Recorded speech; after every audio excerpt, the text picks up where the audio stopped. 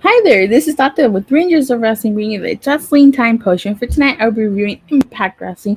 Alright, so tonight's show kicked off with a tag team match. It was Deonna Purrazzo and Chelsea Green, also known as Vex, versus Mia Yim and Jordyn Grace in the opening contest. Oh my god, this was an incredible match. I really, really liked the fact that Chelsea Green and Deonna Purrazzo were matching. I think that's really cool that they match.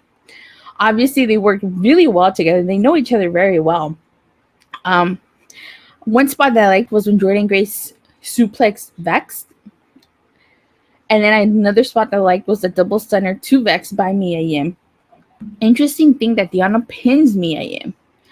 And Vex is victorious in this contest. So that plays into effect later on in the night. So then afterwards, we get an Honor No More segment. And what I really like about this is the fact that out of this whole segment, the important talking point is that Eddie Edwards blames PCO for the attack that Vincent. He's basically saying, where was PCO when he attacked Vincent on the ramp?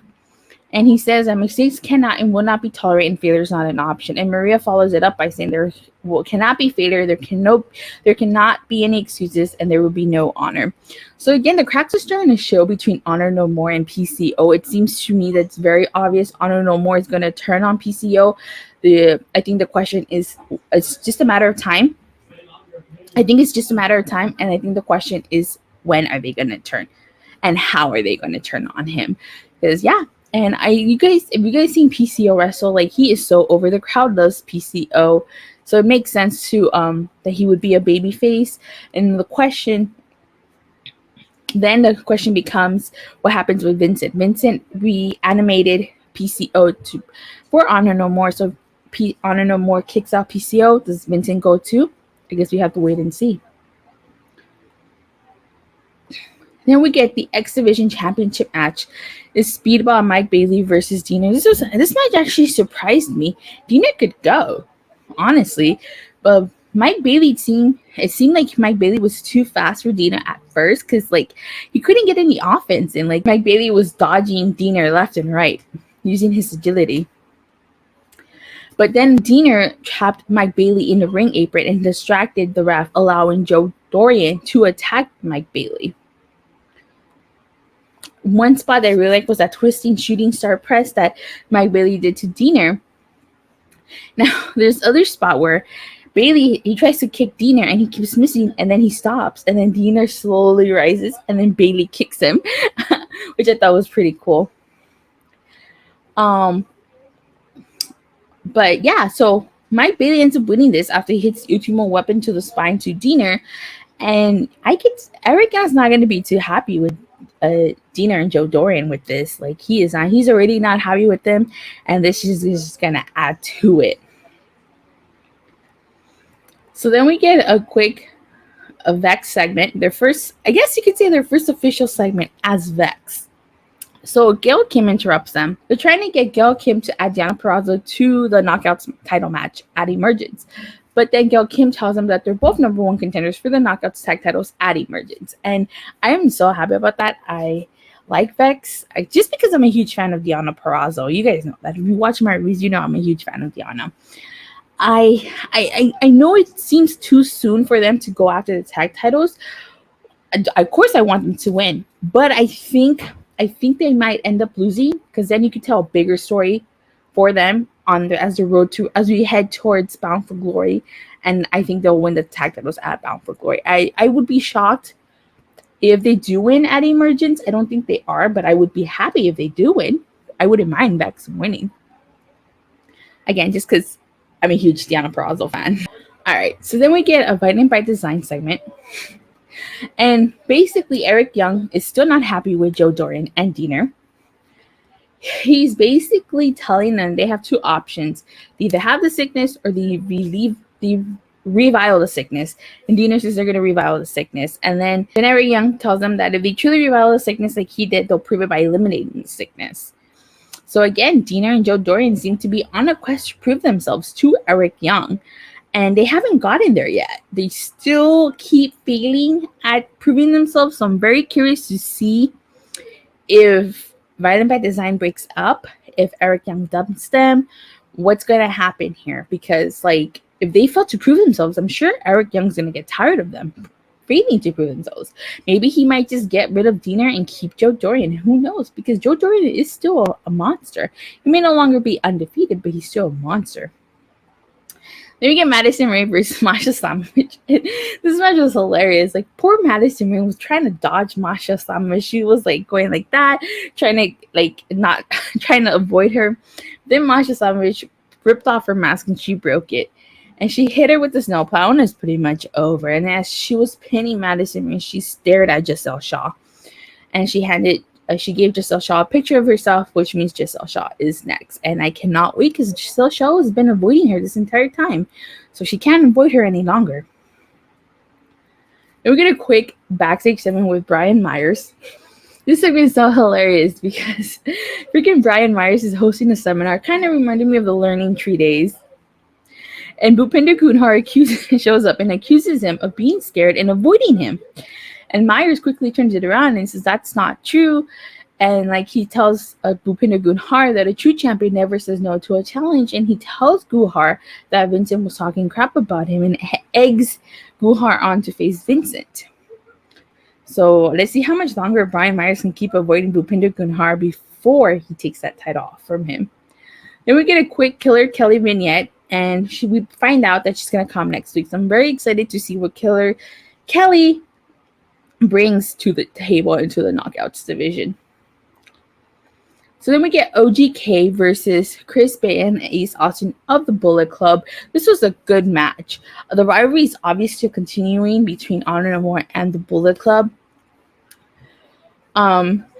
I really like Chris Bay's white jacket. I think it looked fire. I've never seen white Bullet Club merchandise. All the Bullet Club merchandise I've ever seen has been black. So it was a nice change of scenery to see a white jacket. I thought it was pretty cool. I really like that Chris Bay and Ace Austin were going like this to take off their jackets, which I thought was like so hilarious. Overall, good match. Really good match. I like that it seems like Ace Austin and Chris Bay fixed their miscommunication issues that they had, because that was what previously cost them their match against the Machine Guns, that miscommunication. And in this match, it didn't seem like there was any miscommunication whatsoever. Maria distracted the ref. Ace caught her, and he pulled her down. And for a second there, I thought maybe he would attack her, especially because Impact is does intergender wrestling. But he didn't attack her. Instead, it allowed for Mike Bennett to give Chris Bay a low blow. But then Heath came out and attacked Matt Taven. The referee doesn't see, so it allows Ace Austin and Chris Bay to take advantage, and they become victorious. I'm actually really glad that they got the victory here, because I don't think that they could have afforded another loss as a tag team. And because he attacked Matt Taven, now I'm pretty sure they're going to blame PCO.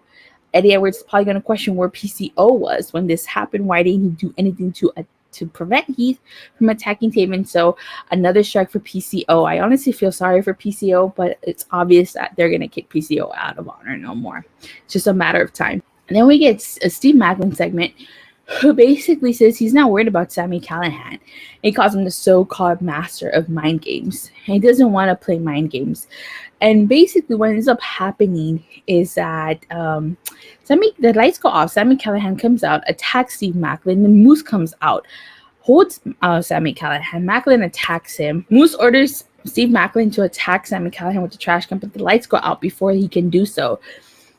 And then when the lights turn back on, Sami Callihan has disappeared. We still don't have an answer as to why Steve Maclin is helping Moose. I'm still very curious what made Steve Maclin help Moose, because Steve Maclin has always been the type of guy to work by himself and not really align himself with anybody. So very curious by why he's helping Moose. And then we get a Ragnarok segment. They're trying to get Havoc into her old attire, and she questions like what she comes out with this new attire, and Rosemary's like upset because they're over here playing with fur coats instead of focusing on their title defense at Emergence. Then we get a backstage segment with Josh Alexander, who ends up saying He mentions that he's never been in the ring with Alex Shelley, and he proceeds to name Sami Callihan, Eddie Edwards, and Rich Swann as competitors.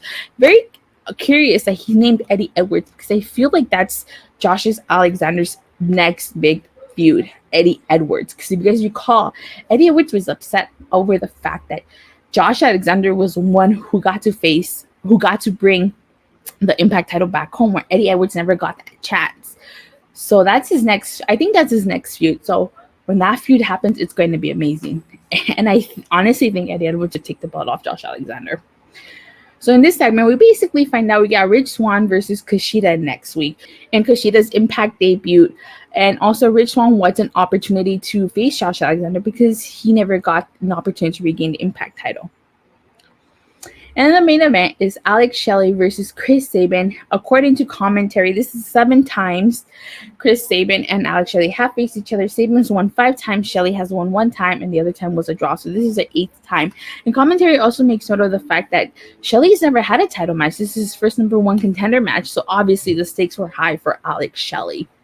I didn't know who to root for in this match. It was either Alex Shelley or Chris Sabin. And I went back and forth. And I ended up picking Alex Shelley just because, Chris Sabin already faced Josh Alexander last year at Victory Road in 2021.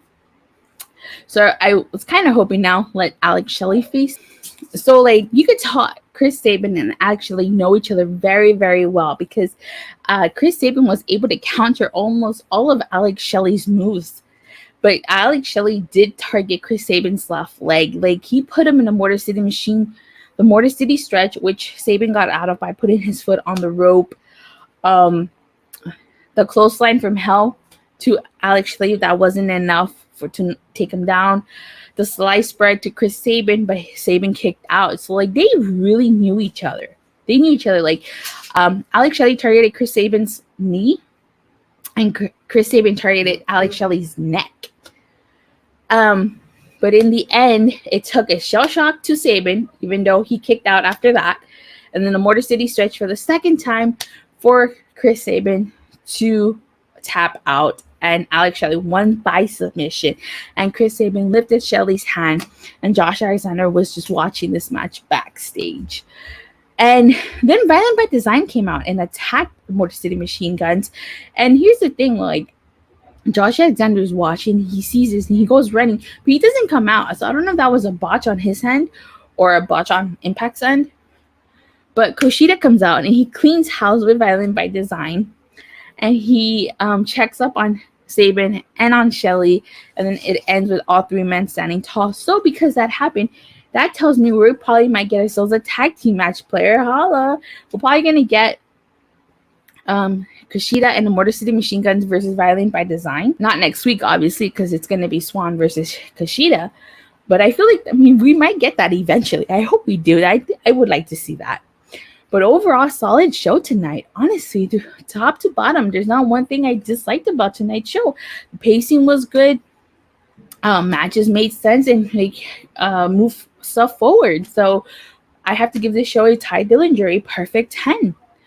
And with that being said, thank you guys all so much for watching and for your continuous support. I do have an announcement. There will be no SmackDown Rampage review. I will not be reviewing Death Before Dishonor, and I will not, unfortunately, be covering the AEW Comic-Con panel because I am going out of town. And with that being said, again, thank you guys all so much for watching. For the continuous support, please don't forget to like and subscribe. Make sure you hit that bell so you get notified whenever I go live or release a new video. And I'll see you guys Monday live after Monday Night Raw. Bye.